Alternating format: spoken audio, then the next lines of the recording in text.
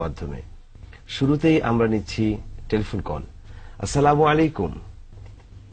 Hello hello, জি, আমি আবুল কাসেম বলছি শাহজাহানপুর থেকে।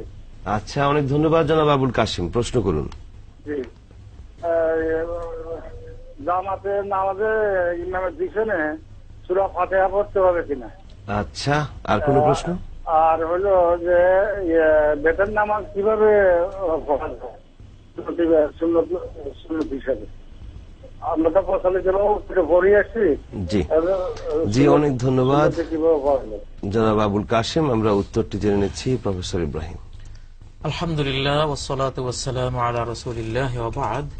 সূরা আল ফাতিহা সালাতের মধ্যে, বিশেষ করে জামাত যখন হয় তখন ইমামের পেছনে পড়তে হবে কিনা, এই বিষয়ে যোহর এবং আসরের সালাত সম্পর্কে জাবির ইবনে আব্দুল্লাহ রাদিয়াল্লাহু তাআলা আনহুর একটি হাদিস বর্ণিত হয়েছে যে কুন্না নাকরাউ ওয়ারা আল ইমাম ফি যুহরি ওয়াল আসর ফি রাকাতাইনিল উলায়াইনি বিসূরাতিল ফাতিহা ওয়া সূরা, যে আমরা যোহর এবং আসরের প্রথম দুই রাকাতে ইমামের পেছনে সূরা ফাতিহা পড়তাম এবং আরো অন্য সূরাও মিলিয়ে আমরা পড়তাম।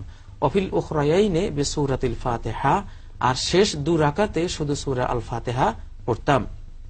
আর মাগরিব, এশা বা ফজর এই তিন সালাতের মধ্যে যখন ইমাম জোরে কেরাত পড়েন তখন কি সূরা ফাতিহা পড়তে হবে? যদিও এখানে দুটো মত আছে, যে ওলামাদের অনেকে বলেছেন পড়তে হবে না। ওয়াইজা ক্রাআ ফাআনসিতু, এই মর্মে যে হাদিস রয়েছে, যখন ইমাম কেরাত পড়বেন তখন তোমরা নীরব থাকো। এই হাদিসকে কেন্দ্র করে মুসলিম জাহানের অসংখ্য ওলামারা বলেছেন যে এই সময় জোরে কেরাতের রাকাতগুলিতে মুক্তাদিদের এটা পড়তে হবে না, সূরা ফাতিহা বা অন্য কোনো সূরা পড়তে হবে না। তবে ইকরা বিহা ফি নাফসিকা, মনে মনে কল্পনার কথা হানাফি উলামায়ে কেরাম বলেছেন, এটা হলো একটা মত। কিন্তু সবচেয়ে যেটা শক্তিশালী অভিমত সেটা হাদিস সম্মত সবচেয়ে, যেমন তিরমিজির হাদিসের মধ্যে রয়েছে নবী সাল্লাল্লাহু আলাইহি সাল্লাম একবার তিনি ফজরের ইমামত করছিলেন, তখন তিনি কোরআন পড়তে গিয়ে একটু সমস্যায় পড়লেন। সালাম ফিরিয়ে তিনি জিজ্ঞাসা করলেন, লাআল্লাকুম তাকরাউনা ওয়ারা ইমামিকুম, মনে হয় তোমরা তোমাদের ইমামের পেছনে তোমরা কেরাত পড়ো। আমি বলছিলাম যে মালি উনাজাউল কোরআন, কোরআনের সাথে আমার টানা হেঁচড়া কেন চলছে? তখন সাহাবীরা বললেন যে নাম, হ্যাঁ আমরা পড়ি। নবী সাল্লাল্লাহু আলাইহি ওয়াসাল্লাম বললেন যে ফালা তাফআলু ইল্লা বিউম্মিল কোরআন, তো তোমরা সূরা ফাতিহা ছাড়া অন্য কোন সূরা পড়ো না।